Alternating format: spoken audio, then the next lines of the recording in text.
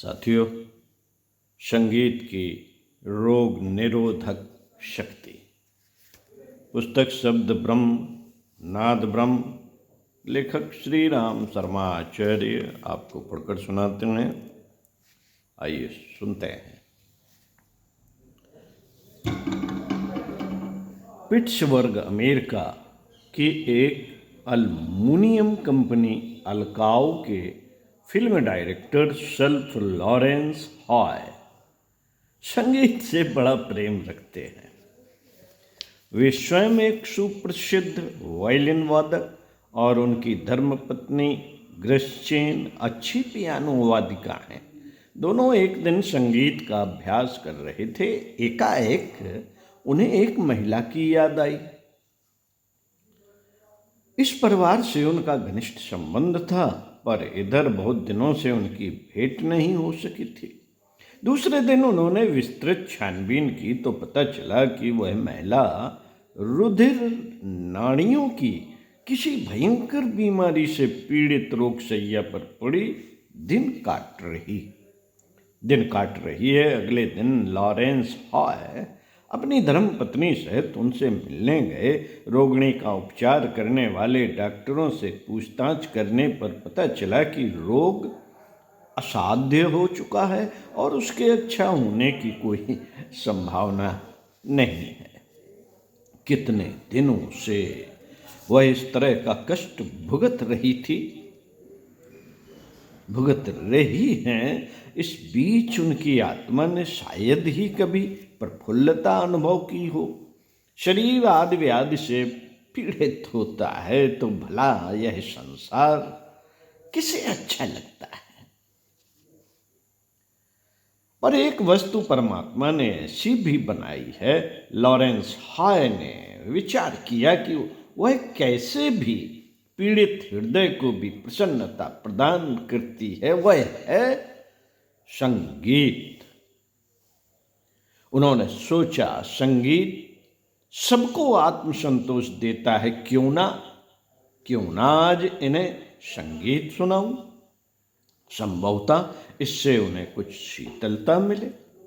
पति पत्नी रोगिणी के पास बैठ गए। पति ने वायलिन उठाया, पत्नी ने पियानो पर संगीत दी। धीरे धीरे संगीत लहरियां उस क्रंदन भरे कमरे में गूंजने लगी। रोगिणी को ऐसा लगा जैसे कष्ट पीड़ित अंगों पर कोई हल्की हल्की मालिश कर रहा है। कर्ण प्रिय मधुर संगीत धारा प्राण प्रिय वस्तु की तरह मिली। मंत्र मुग्ध की तरह वे उन स्वर लहरियों का आनंद लेती रहीं और उसी में आत्म विभोर होकर सो गई। रोगिणी होने के बाद ऐसी प्रगाढ़ निद्रा उन्हें कभी नहीं आई। जागी, आंखें खोली तो उन्होंने अपने मन में विलक्षण शांति और विश्राम की अनुभूति की। इस कृपा के लिए उन्होंने लॉरेंस हॉय को हार्दिक धन्यवाद प्रदान किया। उन्हें रोग में भी बड़ा आराम मिला। लॉरेंस हॉय घर लौट आए और कई दिन तक इस घटना पर विचार करते रहे। उनकी पत्नी ने सुझाया, क्यों ना ऐसी व्यवस्था करें कि इन्हें प्रतिदिन ऐसा संगीत सुनने को मिल जाया करे। बहुत देर तक उन्होंने विचार विनिमय कर एक योजना बनाई। उसके अनुसार कई तरह के गीतों को विभिन्न मनमोहक ताल स्वरों पर टेप रिकॉर्ड करा लिया और सारे टेप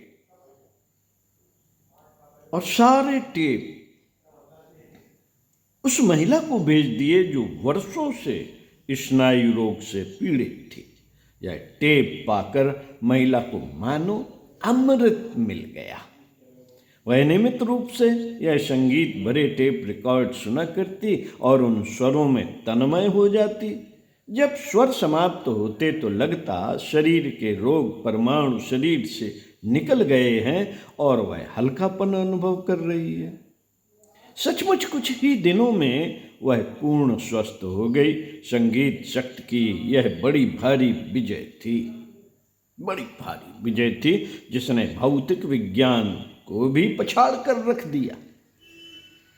रॉल्फ लॉरेंस हॉय इस घटना से इतने प्रभावित हुए कि उन्होंने रोगियों के लिए संगीत चिकित्सा की एक नई दिशा खोल दी। R4R recording for selection, reflection, response and recovery नाम से यह प्रतिष्ठान आज सारे अमेरिका और यूरोप में छाए हुए है। इस संस्थान की संगीत चिकित्सा ने हजारों रोगियों को अच्छा किया और अब वह एक अति साधन संपन्न संस्था की तरह विकसित होकर लोक कल्याण की दिशा में प्रवृत्त है।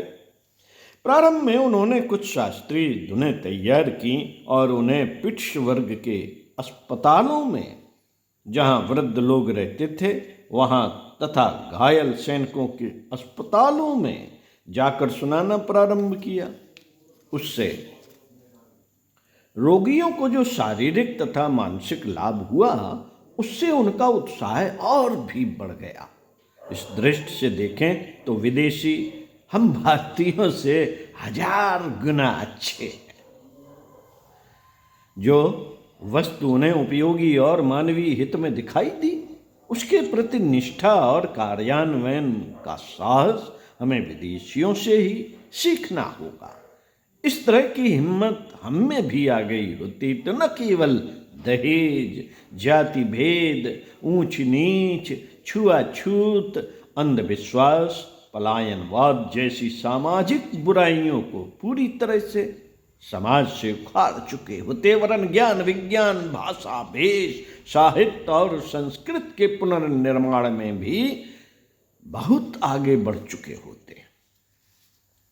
सेवा भाव और परिश्रम के साथ संगीत साज के समन्वय ने एक ऐसा प्रभाव उत्पन्न किया कि कुछ ही समय में न केवल पिट्सबर्ग वरन अमेरिका के दूसरे शहरों में भी इस संस्था की चर्चा होने लगी। एक लड़का जिसके हाथ पांव लकवे से मारे गए थे, स्वस्थ होने की कोई आशा नहीं थी, किंतु उसे लॉरेंस का शास्त्रीय संगीत सुनने का सौभाग्य मिला। उसके फलस्वरूप उसका रोग अच्छा हो गया। अब वह युवक कंपनी में टाइपिस्ट का काम करता है। अस्पताल में एक ऐसी वृद्ध महिला प्रविष्ट की गई जिसका मस्तिष्क लगभग शून्य हो गया था। वह न तो बोलती थी और न ही चल फिर सकती थी। भीतर का कष्ट आंसुओं से ही दिखाई देता था। डॉक्टर अनुभव करते थे कि रोगी की प्रक्रिया शारीरिक ही नहीं, मानसिक भी है। मानसिक ही नहीं, वह आत्मिक भी है, क्योंकि बाह्य परिस्थितियां ही नहीं, अपने स्वभाव और संस्कार भी कई बार ऐसे कर्म करने को विवश कर देते हैं जो हमारे शरीर को रोगाणुओं से भर देते हैं। इतना सोचने पर भी चिकित्सा का कोई विकल्प उनके पास नहीं था। डॉक्टर हाय ने कहा, तब जबकि मनुष्य का रोग सब ओर से असाध्य हो गया हो, उसकी चेतना के अंतिम स्रोत तक को संगीत की अदृश्य स्वर लहरियों से प्रभावित और ठीक किया जा सकता है। फलस्वरूप यह मामला भी उन्हें सौंपा गया। श्री हॉय ने कुछ पुराने लोकप्रिय गीतों के टेप उस महिला को सुनाए। थोड़े ही समय में वह स्त्री न केवल गुनगुनाने और बोलने लगी, वरन जब भी टेप बजाए जाते उसके पांव भी नाचने की मुद्रा में गति देने लगते। एक और रोगी जो उठकर चल भी नहीं सकता था, जिसका सदैव आत्महत्या करने का प्रयत्न रहता था, वह भी श्री हॉय के संगीत से अच्छा हो गया। नॉर्वे का एक मरीज भी ऐसी ही निराशाजनक स्थिति में हॉय के पास आया। दिक्कत यह थी कि डॉक्टर हॉय के पास नॉर्वे संगीत के रिकॉर्ड नहीं थे। फलस्वरूप उन्होंने वहाँ के शासनाध्यक्ष को पत्र लिखा। उस पत्र में उन्होंने संगीत की शोध संबंधी उपलब्धियों का भी वर्णन किया। उससे नॉर्वे का राजा बड़ा प्रभावित हुआ। उसने अच्छे रिकॉर्ड हॉय को भिजवा दिए। हाय के प्रयोग से यह रोगी भी अच्छा हो गया। अब हाय के समक्ष एक दूसरा ही जीवन था, संगीत विद्या का प्रसार। हम में से सैकड़ों ऐसे हैं जो अपनी अमूल्य संगीत निधि के लिए बहुत कुछ कर सकते हैं, पर स्वार्थ संकीर्णता और हिम्मत के अभाव में चाहते हुए भी कुछ कर नहीं पाते। लेकिन डॉक्टर हाय ने जैसे ही यह निश्चित समझ लिया कि संगीत मनुष्य के लिए एक ईश्वरीय वरदान के समान है, उन्होंने अलकाओ कंपनी के सम्मानास्पद पद से त्यागपत्र दे दिया। इन दिनों वे न्यूयॉर्क राज्य के एक गांव ब्रेनार्ड्स विला में रहते हैं। यह स्थान शोटुगु लेक झील के पास है। यहाँ उनका सब प्रकार के आधुनिक साधनों से सज्जित और क्रेस्ट्रा तथा साउंड रिकॉर्डिंग थिएटर है। छोटा सा आश्रम जैसा है। वहीं से सब कार्यक्रमों का संचालन, पत्र व्यवहार तथा शोध कार्य संपन्न होता है। श्री हॉय का विश्वास है कि एक दिन यह भी आएगा जब मानवीय आदर्शों का नियमन सचमुच संगीत द्वारा होने लगेगा। क्योंकि उसमें आश्चर्यजनक आकर्षण और मधुरता है। इस कार्य में अकेले भी हाय संलग्न हो सो बात नहीं। वहाँ के अधिकांश लोग शास्त्रीय संगीत की महत्ता अनुभव करने लगे हैं। यही कारण है कि सार्वजनिक संस्था के रूप में इन संस्थान को साधनों का कभी अभाव नहीं अखरा। न्यूयॉर्क फिलहार्मोनिक ऑर्केस्ट्रा के प्रसिद्ध अभिनेता डैनी तथा मार्मन टैबरनेक्वार, जो कि अमेरिका की एक अंतर्राष्ट्रीय ख्याति प्राप्त धार्मिक भजनों को गाने और प्रसार करने वाली मंडली है, ने अपने समान और कार्यक्रमों के टेप हाय को दिए हैं। स्वर्गीय राष्ट्रपति कैनेडी ने व्हाइट हाउस में जो भी संगीत कार्यक्रमों के टेप थे, उन सब की नकल करके डॉक्टर हाय को भेंट कर दी। प्रसिद्ध संगीतकार जेनिस हर्शांटी ने अपना स्वर बिना मूल्य हाय को मानवीय सेवाओं के लिए दिया। नॉर्वे के अतिरिक्त लिस्बन, पुर्तगाल के कैलूस्ट गुल्बेकियन फाउंडेशन ने भी बहुत से पुर्तगाली रिकॉर्ड दिए हैं। अब सन 1976 इस संस्था के पास 700 से भी अधिक टेप तथा 2000 से अधिक ऐसी संस्थाएं हैं जो इस कार्य में नियमित सहयोग देती हैं। जन सहयोग इससे भिन्न है। हम भी चाहें तो अपने देश के प्रभावशील व्यक्तियों से अथवा जन सहयोग से कोई इस तरह का आंदोलन खड़ा करके लोक जीवन को सरस और प्राणवान बना सकते हैं। डॉक्टर हाय को तो शोध कार्य भी करना पड़ता है। हमारे शास्त्रीय संगीत में भी सब कुछ पहले से ही उपलब्ध है। टोडी, दीपक, मेघमलार, पचड़ा आदि राग, भेरी, वंशी, मृदंग, पटह, प्रणव, कोण, वीणा, सितार, खिलखिला, कृकच्छ, श्वेत आदि वाद्य यंत्र उसके प्रमाण है। इनके प्रसार भर की आवश्यकता है। यदि कुछ लोग शास्त्रीय संगीत की प्रतिष्ठा के लिए डॉक्टर हाय की तरह ही सेवा व्रत लेकर जुट जाएं, तो अपनी मेहनत लोक कला को फिर से नया जीवन दिया जा सकता है। व्यक्तिगत रूप से तो संगीत जैसी ललित कला के प्रति अभिरुचि सभी को रखनी चाहिए। राल्फ लॉरेंस हाय इस तरह का प्रयोग करने वाले कोई प्रथम व्यक्ति नहीं। उन्हें मिशनबद्ध काम करने की ख्याति मिली। वैसे इनसे पूर्व डॉक्टर एडवर्ड पोडरलास्की न्यूयॉर्क भी प्रसिद्ध चिकित्सक और संगीतज्ञ हो चुके हैं। उन्होंने लिखा है, गाने से रक्त संचालन बढ़ता है, शिराओं में नवजीवन संचार होता है। जो लोग गाने बजाने और नाचने आदि किसी का भी नियमित अभ्यास करते हैं, उनमें फेफड़े और जिगर संबंधी रोग बहुत कम पाए जाते हैं। शरीर के विजाती द्रव्य और विषैले पदार्थों को निकालकर बाहर करने में संगीत का असाधारण महत्व है। यदि सहायता ली जाए तो उससे अनेक प्रकार के रोगों का उपचार किया जा सकता है। यह शारीरिक लाभ किसी श्रद्धा या विश्वास के परिणाम हो, सो बात नहीं। श्रद्धा और विश्वास से लाभ की मात्रा तो आश्चर्यजनक से बढ़ती है, पर यदि वह ना हो तो भी लाभ मिलने का सुनिश्चित विज्ञान है। उसे समझने के लिए हमें शायद शब्द की उत्पत्ति और उसके विज्ञान को जानना पड़ेगा। एक वस्तु का दूसरी वस्तु से आघात होता है, तब शब्द की उत्पत्ति होती है। जिस वस्तु पर चोट की जाती है उसके परमाणुओं में कंपन उत्पन्न होता है। यह कंपन आसपास की वायु को भी प्रकंपित करता है। हवा में उत्पन्न कंपन की लहरें मंडलाकार गति से फैलती हैं और कुछ ही समय में सारे संसार में ठहर जाती हैं। यही कंपन कान के पर्दे से टकराते हैं तो कान की भीतरी झिल्ली समानुपाती गति से हिलने डुलने लगती है और विद्युत चुंबकीय तरंगों के रूप में कान की नसों से होती हुई मस्तिष्क के श्रवण केंद्र तक जा पहुंचती है।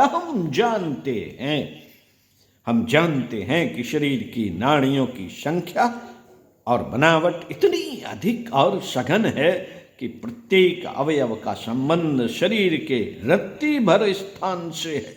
कभी कान में कोई पतली लकड़ी या और कोई वस्तु चली जाती है तो सारे शरीर में विद्युत आवेश दौड़ जाने की तरह ही सिहरन होती है।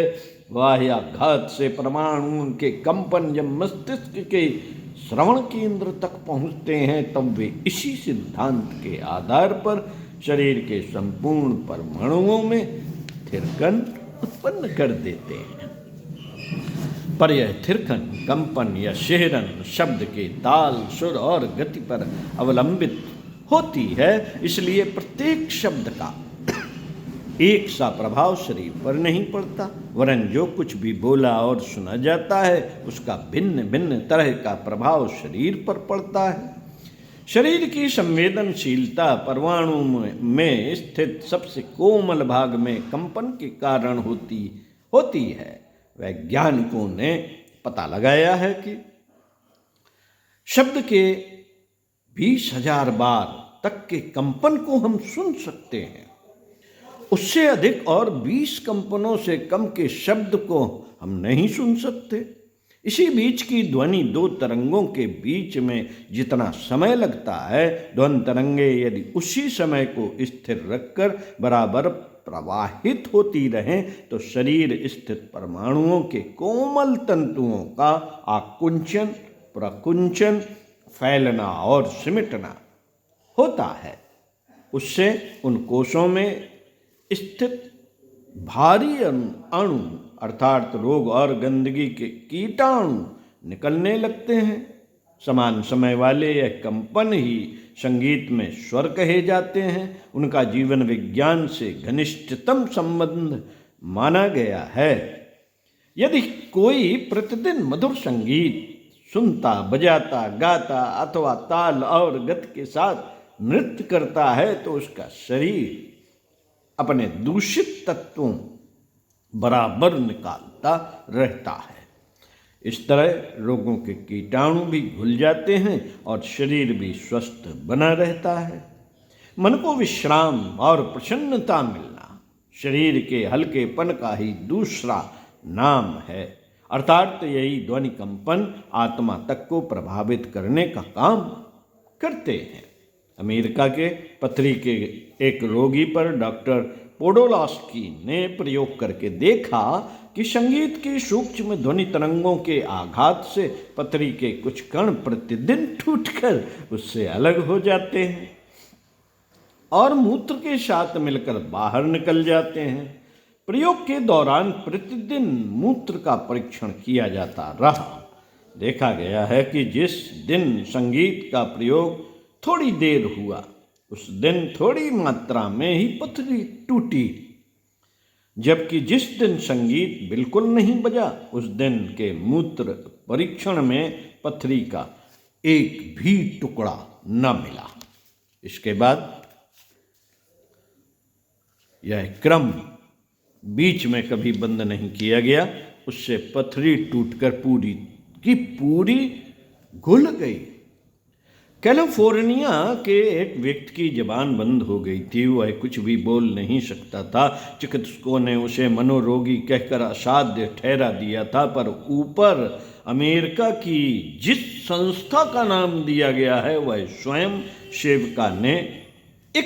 सेविका ने उसके रिकॉर्ड 2 वर्ष तक लगातार इस व्यक्ति को सुनाए, और एक दिन सब लोग यह देखकर आश्चर्यचकित रह गए कि संगीत ध्वनि के कारण वह इतना आह्लादित हो उठा कि एकाएक उसकी जबान फूट पड़ी और धीरे धीरे वह सबकी तरह खूब अच्छी तरह बोलने और बातचीत करने लगा।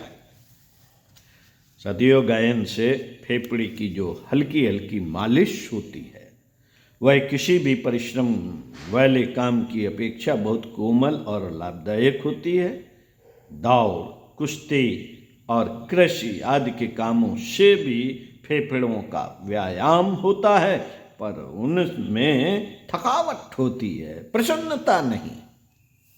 डॉक्टर वर्नर मैकफेडन ने लिखा है, गाने से शरीर में जो हलचल उत्पन्न होती है, उससे रक्त संचार में वृद्धि होती है, पाचन क्रिया में सुधार, उदर और वक्षस्थल की मांसपेशियों का प्रसार होता है।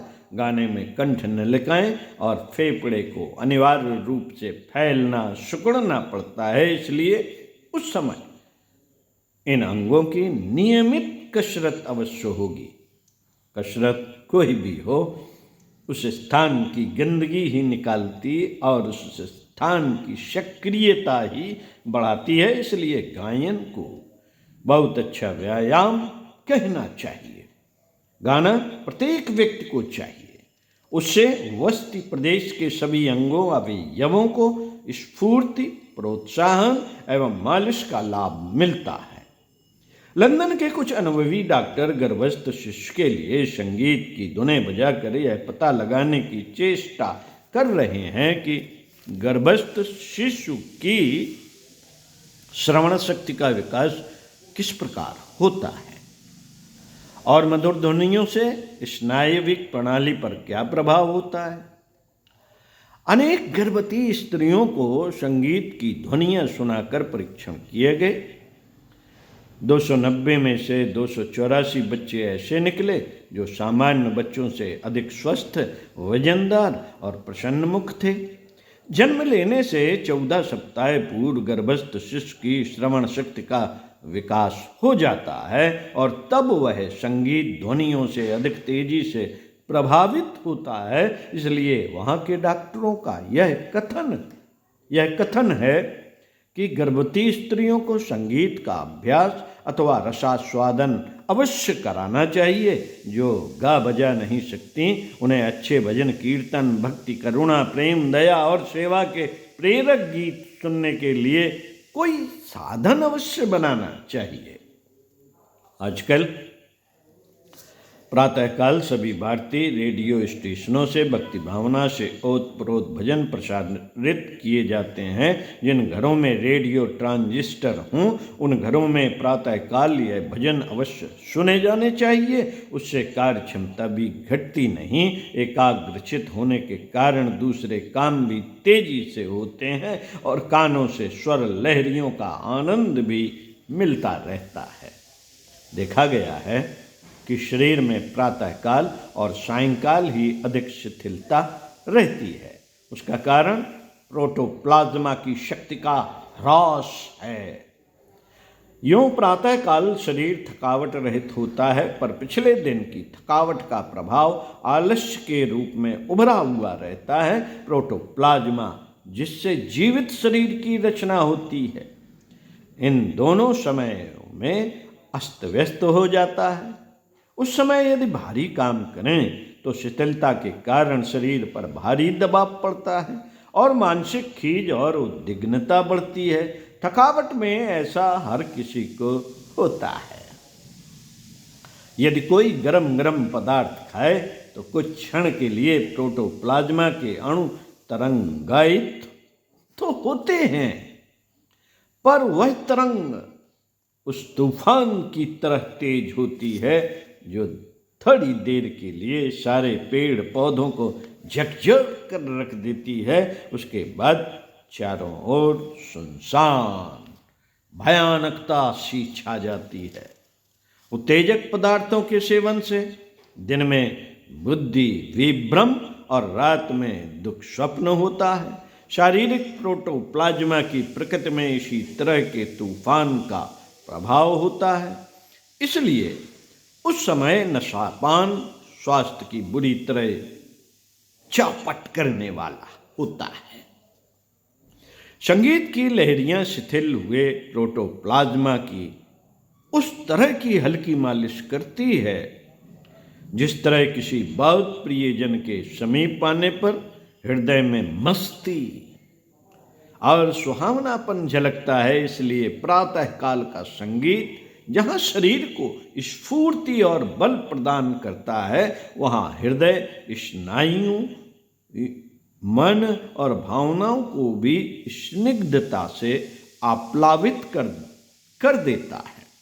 इसलिए प्रातःकाल और सायंकाल दो समय तो प्रत्येक व्यक्ति को गाना, प्रार्थना, पुकारना अवश्य चाहिए।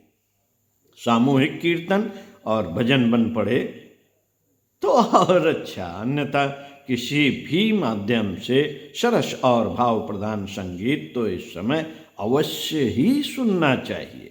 अमेरिका के प्रसिद्ध मानस चिकित्सक डॉक्टर जॉर्ज स्टीवेंसन और डॉक्टर विसेंट पील ने स्नायविक तनाव दूर करने के लिए जो 4 उपाय बताए हैं, उनमें चौथा इस प्रकार है।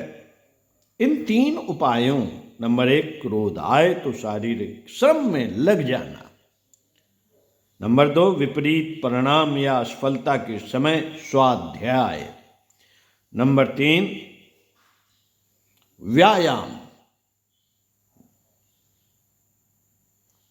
की सार्थकता संगीत से संपन्न होती है। इसलिए संगीत साधना को हम सभी मानसिक तनावों के निराकरण की अचूक औषध भी कहते हैं। संगीत के अभ्यास और श्रवण काल दोनों में मन को विश्रांति ही नहीं, आत्म प्रसाद भी प्राप्त होता है। ओम शांति। साथियों, इसी क्रम को आगे बढ़ाते हुए अगले वीडियो में पढ़कर सुनेंगे संगीत की जीवन दात्री क्षमता। ओम शांति। तब तक कुछ अच्छा पढ़ते रहिए, जो पढ़ा सुना गया है उसे नोट कर लीजिए, आगे काम आएगा।